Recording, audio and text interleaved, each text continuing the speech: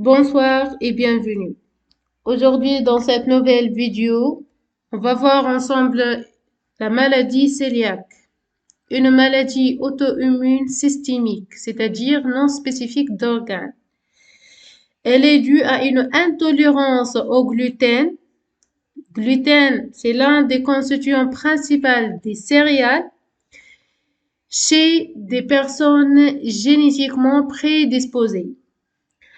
La physiopathologie de la maladie est caractérisée principalement par une atrophie villositaire, partielle subtotale ou totale, une hyperplasie des cryptes et une infiltration massive par les lymphocytes intraépithéliaux. L'épidémiologie de la maladie cœliaque.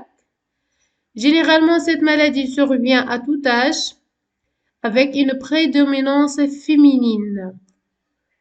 Près de 1% de la population en général, elle est très rare, dont la prévalence varie selon les régions et continents, le sexe, l'âge et l'ethnicité, la population étudiée. Les donneurs du sang, généralement le dépistage n'est pas recommandé.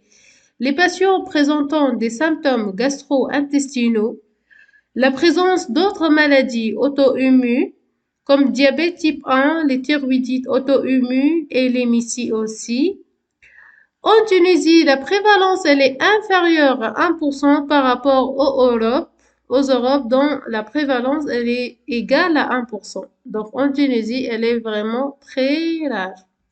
Donc, l'étiologie de la maladie, comme d'habitude, des facteurs environnementaux et des facteurs génétiques.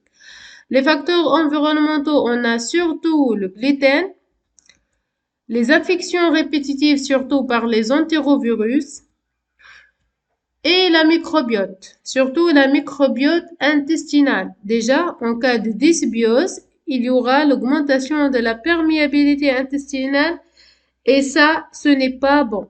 On va voir par la suite le rôle de ce dysbiose dans la physiopathologie de la maladie cœliaque. Concernant les facteurs génétiques, on a les gènes HLA, DQ2 et DQ8, et les gènes HLA codant pour le CD28, CDLA4, les gènes qui codent pour la chaîne lourde d'immunoglobuline G, les gènes codant pour l'interleukine 2 et l'interleukine 24, mais aussi les gènes qui codent pour le TLR7 et le TLR8, qui sont des récepteurs de l'immunité innée. Autre facteur, l'introduction précoce ou tardive du gluten avant 3 mois augmente le risque 5 fois pour la maladie cœliaque. L'introduction du gluten en grande quantité, l'absence ou l'arrêt précoce de l'allaitement maternel en faveur d'une diminution de la protection contre les infections, d'où les infections répétitives, ce qui augmente le risque de la maladie cœliaque, l'accouchement par césarienne, l'hypovitaminose D. Donc, il faut noter bien que parfois la maladie cœliaque peut avoir des symptômes ou peut être latente, c'est-à-dire pas de signes cliniques. Donc, pour la maladie cœliaque latente, il y a des lésions de la muqueuse intestinale sans manifestation clinique. Au contraire, la maladie cœliaque asymptomatique, il y a des manifestations cliniques. Donc, c'est pour cette raison, ces manifestations, on a les signes intestinaux et des signes extra-intestinaux, puisqu'il s'agit d'une maladie systémique. Donc, on peut voir plusieurs manifestations qui sont très différentes et ne sont pas restreintes. Les signes intestinaux. La symptomatologie classique. Diarrhée, douleur abdominale, l'amaigrissement, les signes de la malabsorption. Atypique, forme asymptomatique, trouble digestif banal, forme latente mais révélée par les carences. Pour les signes extra-intestinaux, le syndrome de malabsorption, caractérisé par amaigrissement, retard de croissance surtout chez l'enfant, anémie, hémorragie, hypovitaminose D. La classification de la maladie cœliaque. Il y a 3 classifications de cette maladie.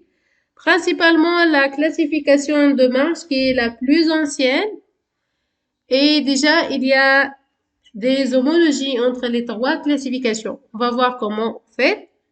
La classification de Marsh. On a tout d'abord la maladie cœliaque type 1.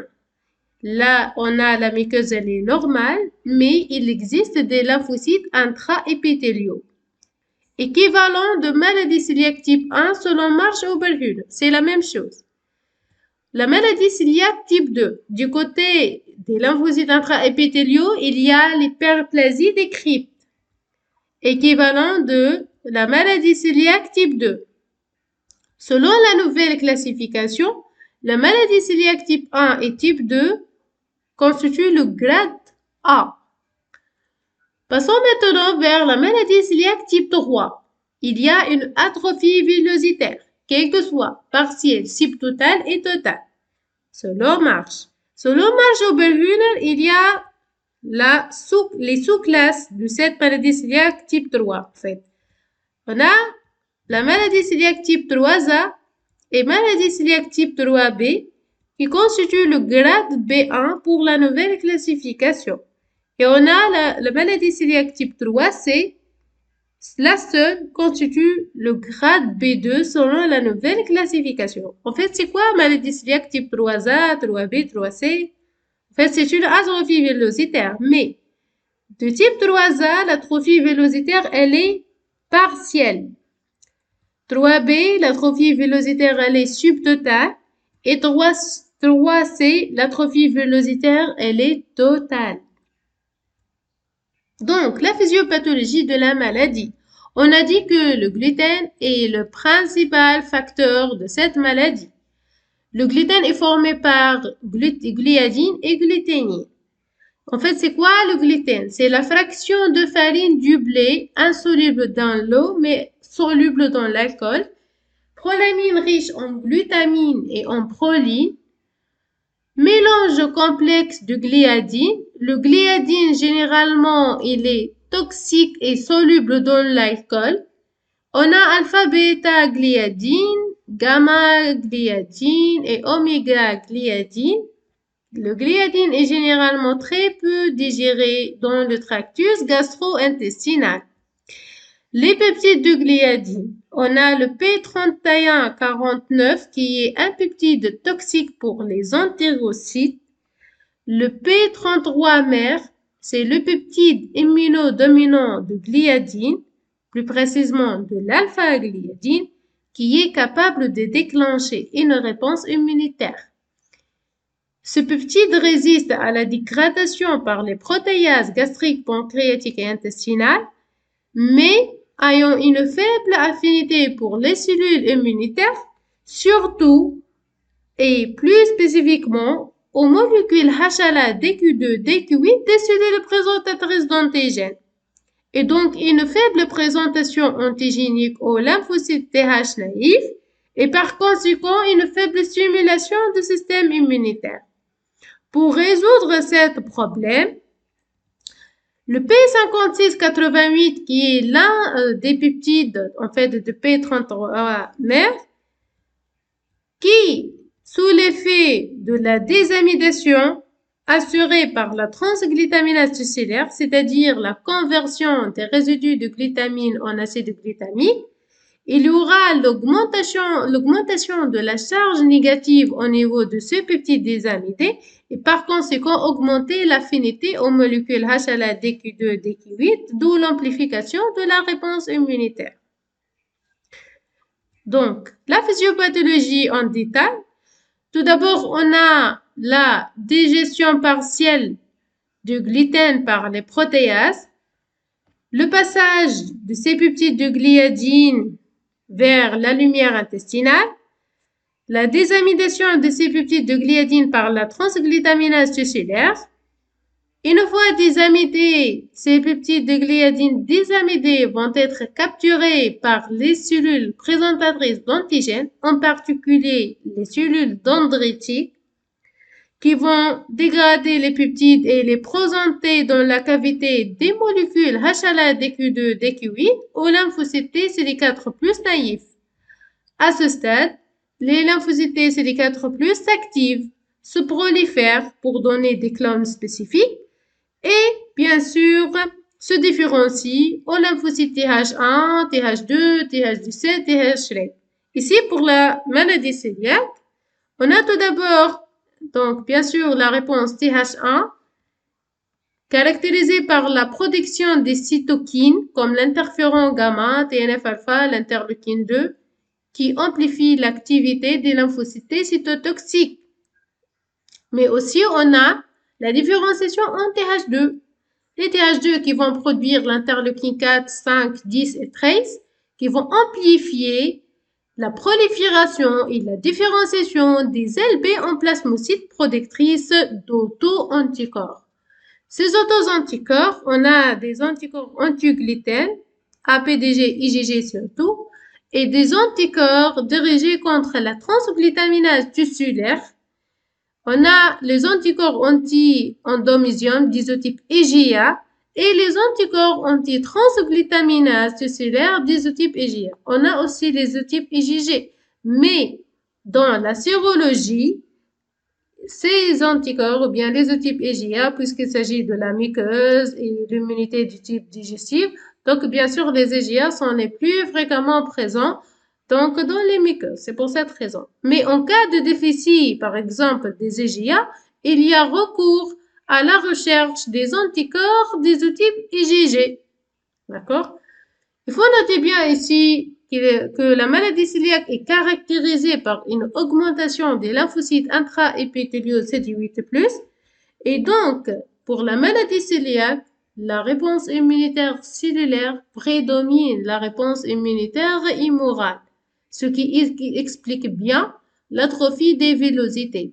Et cette atrophie est détectée par les biopsies intestinales et les fibroscopies, bien sûr. Ici, le rôle des cytokines dans la physiopathologie de la maladie cœliaque, on a l'interféron gamma, donc qui permet l'augmentation de l'expression de HLA-E par les cellules épithéliales intestinales, ce qui améliore la présentation antigénique aux lymphocytes cytotoxiques qui provoque une atrophie villositaire intestinale, d'où l'amplification de la réponse cellulaire.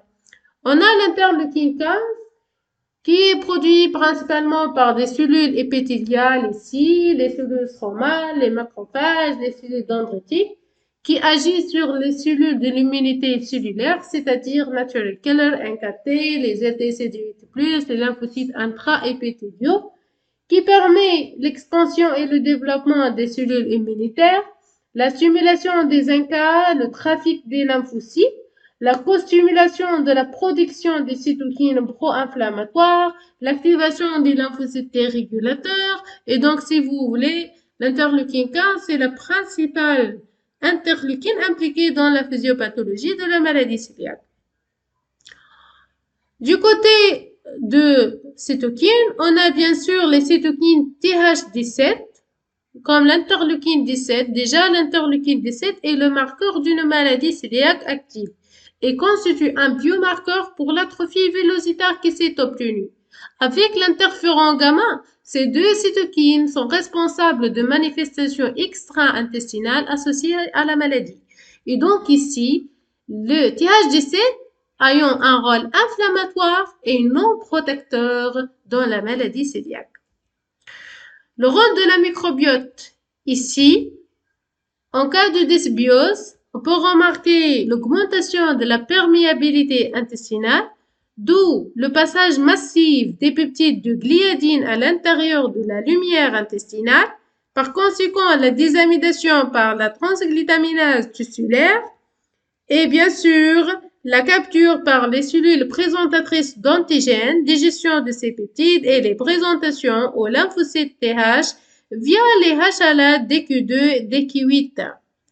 Et ces cellules vont par la suite se différencier en TH2 pour amplifier la réponse anticorps, pour la production d'auto-anticorps, anti-gliadine, anti-endomysium, anti-transglutaminase tusculaire, qui sont responsables en fait des manifestations intestinales et extra-intestinales aussi. Mais bien sûr, la différenciation en TH1 qui vont activer les cellules impliquées dans la réponse immunitaire à médiation cellulaire, en particulier les NK, bien sûr les lymphocytes CD8+, qui vont produire ici des cytokines pro-inflammatoires. Et bien sûr, l'augmentation de la réponse cellulaire, ces cellules sont riches en granules cytotoxiques et donc ils vont provoquer donc l'atrophie vélocitaire, d'accord? Voilà. Le diagnostic clinique en cas de maladie cœliaque symptomatique.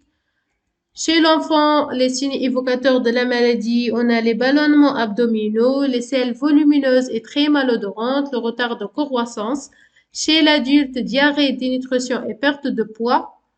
Le diagnostic biologique, on a deux volets. On a le diagnostic biochimique, dosage de l'albumine, cholestérol, vitamines, micronutriments et le diagnostic hématologique, le dosage de fer et le taux de prothrombine. On a aussi la sérologie pour la recherche d'auto-anticorps. On a le typage HLA DQ2, DQ8 par PCR. Donc, ce typage est très sensible mais peu spécifique. On a la fibroscopie osogastro-duodénale et les biopsies pour savoir classer la maladie cœliaque. Et bien sûr, l'histologie. La maladie cœliaque est caractérisée par une hypoalbuminémie, hypocholestérolémie, carence en vitamines et en micronutriments, en particulier en carence en vitamine D, donc on a hypovitaminose D, carence en vitamine K et donc on a hémorragie, carence en vitamine B12 et en folate et donc anémie. D'accord? Alors, on commence ici pour les critères de diagnostic.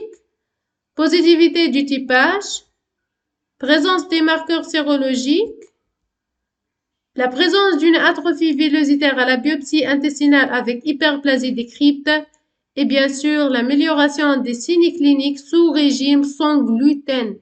Déjà, le régime sans gluten, c'est le traitement de base de la maladie cœliaque. Et donc ici, il faut noter bien que chez les nourrissons, il faut éviter la biopsie intestinale. D'accord? On ne peut pas faire, il est strictement interdit de faire la biopsie intestinale chez les nourrissons. Mais pour les autres tests, donc, de diagnostic, il est possible de les faire. La sérologie, la biochimie, etc. Mais la biopsie intestinale, c'est strictement interdit. Il faut réaliser le diagnostic alors que le régime alimentaire contient du gluten. On peut faire autre recommandation en fait à vous. Détecter la maladie cœliaque par un test unique privilégié anti-transglutaminase tissulaire IgA, quel que soit l'âge, et confirmer la maladie par une biopsie duodénale chez l'adulte. Réaliser la biopsie en présence d'une forte suspicion de la maladie, même en cas d'une sérologie négative. Diagnostic sérologique, la recherche d'anticorps anti-endomésium d'isotype IgA. L'antigène cible, c'est la transglutaminase tissulaire. Technique de détection immunofluorescence indirecte. Le substrat antigénique pour la réalisation de la technique, on a donc le coupe d'œsophage du singe et le coupe de cordon ombilical humain qui est plus spécifique. On a des anticorps anti-transglutaminase tissulaire d'isotype IgA. L'antigène cible, c'est comme d'habitude la transglutaminase tissulaire. Technique de détection par ELISA. Le substrat antigénique utilisé, la transglutaminase tissulaire recombinante humaine ou bien extraite à partir de foie du cobaye. Notez bien, il faut ajouter une ligne de contrôle anticorps anti-IgA humain pour la détection d'un déficit en IgA. Parfois, si la sérologie elle est négative, ça n'écarte pas le diagnostic. Ça peut être un déficit en IgA. C'est pour cette raison qu'il faut faire toujours la recherche d'antitransglutaminase tissulaire IgA avec le dosage d'IgA total. C'est pour éviter cette confusion de diagnostic. D'accord?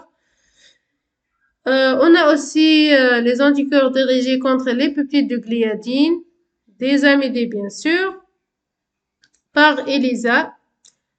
Ici, donc les anticorps antipeptides des amidés de gliadine d'isotype IgG, donc ce sont des anticorps donc, qui offrent une meilleure sensibilité et spécificité, qui sont très utiles pour le diagnostic de la maladie cœliaque chez les enfants âgés de moins de 2 ans et en cas de déficit en IgA. D'accord? Donc, en cas de déficit en IgA, c'est-à-dire si le dosage d'IgA total est très inférieur par rapport aux valeurs normales, il y a recours à l'utilisation à la recherche plutôt de ces anticorps pour diagnostiquer la maladie cœliaque. Et bien sûr pour les enfants moins de 2 ans, d'accord? Puisque ces enfants, on ne peut pas faire la biopsie intestinale, d'accord? Donc, il est recommandé de rechercher ces anticorps. On peut voir ici l'aspect des anticorps anti-endométrium par immunofluorescence indirecte sur coupe d'œsophage du singe. Donc, on peut voir ici un aspect fébrière du muscle et donne une fluorescence verte en forme du nid d'abeille. Voilà. Surcoupe de cordon ombilical humain, fluorescence en rayon de miel au niveau de l'endométrium qui entoure les cellules musculaires lisses. On peut remarquer ici que la sensibilité ici, elle est plus ou moins, donc elle est élevée chez l'adulte, mais chez l'enfant, elle est plus sensible déjà chez l'enfant. La spécificité, elle est très spécifique, 100%, d'accord? Voilà. Ici, la spécificité et la sensibilité des tests sérologiques. Donc, pour les anticorps dirigés contre le gliadine non désamidé, on a surtout les IgA. Pour les anticorps anti-endométrium aussi bien pour les transglutaminases tussélaires. Mais pour les anticorps dirigés contre les peptides de gliadine désamidé, on a surtout les IgG.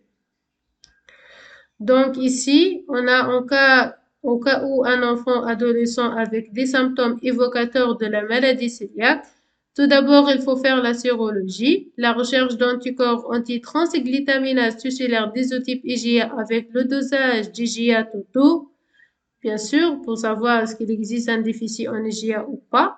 Si ces anticorps anti-transglutaminase tussélaire sont négatifs, donc pas de maladie cœliaque, mais il faut envisager d'autres tests si on a un déficit en IgA, si l'âge est inférieur à 2 ans, etc.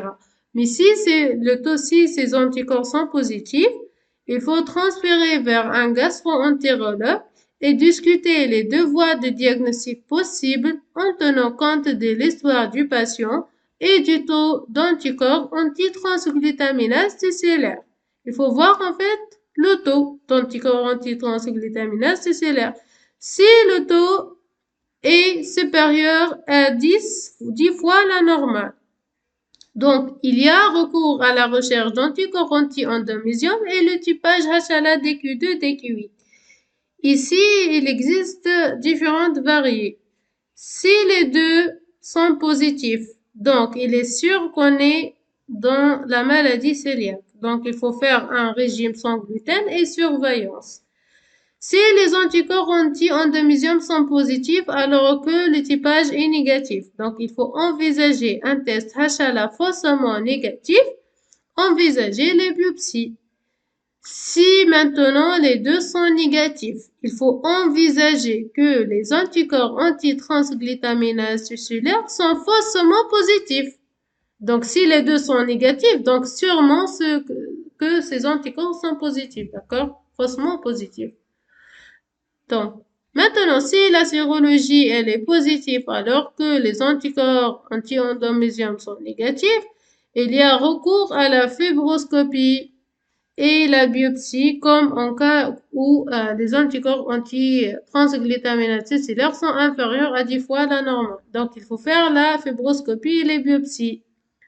Selon la classification MARCH, donc si MARCH 0,1, c'est-à-dire la muqueuse intestinale, elle est normale, il faut envisager une sérologie faussement positive, biopsie faussement négative, maladie cœliaque potentielle, réévaluation plus étendue, etc. Si marche 2, 3, c'est-à-dire on a une atrophie vélositaire subtotale, partielle ou bien totale, avec hyperplasie des cryptes, avec des lymphocytes intraépithéliaux. Et donc, c'est logique, il s'agit de la maladie cœliaque, donc il faut faire le régime sans gluten et la surveillance. Sachant ici bien que je vous rappelais concernant les symptômes évocateurs chez l'enfant, ballonnement abdominaux, selles volumineuses et malodorantes, retard de croissance, chez l'adulte, diarrhée, dénutrition, perte de poids. Voilà. En cas de maladie cœliaque latente, chez des personnes asymptomatiques, mais avec prédisposition génétique, c'est-à-dire on sait que ces patients sont génétiquement prédisposés, mais qui ne développent pas des symptômes. Comment on va faire en fait? Tout d'abord, on va commencer par le typage, avec plus ou moins la recherche d'anticorps antitransglutaminase cellulaire. En fait, ça dépend ici le typage. Si le typage il est négatif, donc sûrement pas de maladie cœliaque. Si le typage est positif, qu'est-ce qu'on va faire? On va rechercher les anticorps transglutaminase tissulaire avec les EGA totaux, bien sûr, pour savoir est-ce qu'il existe ici un déficit en EGA ou pas. Ça diffère en fait. Si les anticorps antitransglutaminase sont aussi négatifs, pas de maladie cœliaque, envisagez antitransglutaminase tissulaire faussement négatif, ou bien un déficit en EGA, ou bien la prise médicamenteuse, ou bien un faible apport en gluten.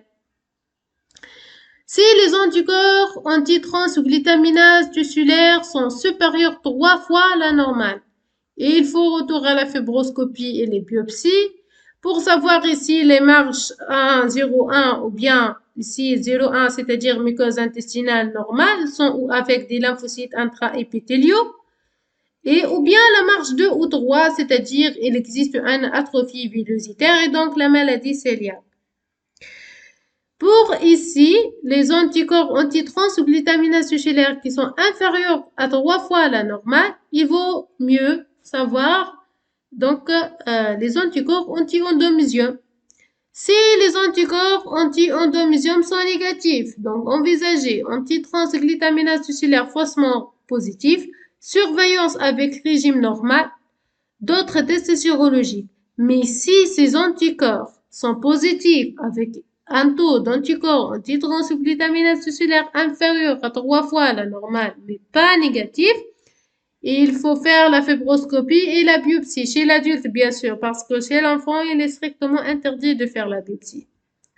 Comment faire une meilleure interprétation des tests sérologiques? Il faut prendre en considération certains facteurs. Un éventuel déficit en EGA, à confirmer par les anti-EGA humains, c'est-à-dire par le dosage d'EGA totaux. L'âge du patient. Les habitudes alimentaires du patient. Le gluten doit être présent dans l'alimentation au moment du test sérologique. La prise d'un traitement immunosuppresseur. Le diagnostic histologique va montrer, en fait, il faut faire une biopsie duodénale par fibroscopie, au moins une biopsie au niveau du bulbe duodénal, 4 biopsies au niveau de la 3e et la 4e portion du duodénum. L'analyse anatomopathologique est basée sur la présence ou l'absence des villosités, le degré de l'atrophie, l'hyperplasie des cryptes, qui est le signe majeur de la maladie cœliaque, le rapport villosité-crypte, le nombre de lymphocytes intraépithéliaux et l'aspect de la muqueuse selon la classification de Marsh-Oberhüller. Voilà en fait, ici, on parle de maladie cœliaque, c'est-à-dire on parle d'une atrophie villositaire, hyperplasie des cryptes, lymphocytes intraépithéliaux.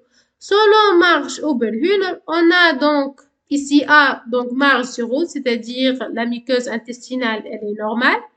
Marge 1, c'est-à-dire la muqueuse intestinale, elle est plus ou moins normale, mais il existe des lymphocytes intraépithéliaux, si vous voyez ici. La marge 2, on a ici donc l'hyperplasie des cryptes. La marge 3, ça, c'est-à-dire une atrophie villositaire partielle. 3B, atrophie villositaire subtotale. Et 3C, une atrophie villositaire totale. Voilà, en fait. Voilà. Le traitement, bien sûr, un régime sans gluten à vie. Supprimer tous les aliments contenant les trois céréales, le blé, le seigle et l'orge. Bonne éducation du patient ou des parents sur la maladie et le régime. Bonne observance, disparition des signes cliniques, normalisation de la biopsie intestinale et disparition des marqueurs sérologiques avec, bien sûr, le traitement avec le régime sans gluten. Éviter les complications. Ici, des nouvelles stratégies thérapeutiques, modification du blé pour éliminer les peptides toxiques de gliadine, comme le P3149, qui est un peptide toxique ayant un rôle toxique direct sur les cellules épithéliales intestinales. On a aussi favorisé la digestion du gluten en ajoutant des enzymes digestives, empêcher la fixation des peptides toxiques au HLA, DQ2, DQ8, bloquer le passage des peptides toxiques ici à travers la membrane intestinale, inhiber l'activation et l'expansion des lymphocytes intraépithéliaux dans la supprime réfractaire en inhibant l'interleukine 15 par exemple, ou bien en inhibant l'interféron gamma, qui sont les deux principales cytokines impliquées dans la transformation maligne des lymphocytes intraépithéliaux, dans la réponse auto-immune contre l'épithélium, etc. Donc, il suffit de inhiber ces deux cytokines avec les autres stratégies, bien sûr, de traitement. Le diagnostic différentiel, d'accord? Donc, il y a une confusion le plus souvent entre maladie cœliaque, intolérance au gluten, allergie au blé. Donc, pour la maladie cœliaque, donc la physiopathologie, auto-immunité innée et adaptative, ce n'est pas une réponse innée seulement ou bien une réponse allergique. Le typage HLA, HLA DQ2 ou DQ8, il est obligatoirement donc d'avoir un terrain génétique pour la maladie cœliaque, alors pour les autres maladies, donc ce n'est pas important le terrain génétique. Les auto-anticorps qui sont presque toujours présents, mais qui sont absents pour les deux autres maladies. Entéropathie, presque toujours présente. Entéropathie, c'est-à-dire une inflammation au niveau donc des entérocytes, qui sont les cellules épithéliales de l'intestin. Les symptômes, tous les trois maladies ont presque les mêmes symptômes, intestinaux et extra-intestinaux, pour les trois maladies. Les complications, pour la maladie cœliaque, les complications peuvent coexister ou apparaître à long terme. Pour l'intolérance au gluten, pas de complications. Pour l'allergie au blé, il y a une complication à court terme, y compris l'anaphylaxie. Voilà, on a terminé le cours de la maladie cœliaque. J'espère que c'était compris pour tout le monde. Si vous avez des questions, n'oubliez pas de les noter au niveau des commentaires et merci pour votre attention.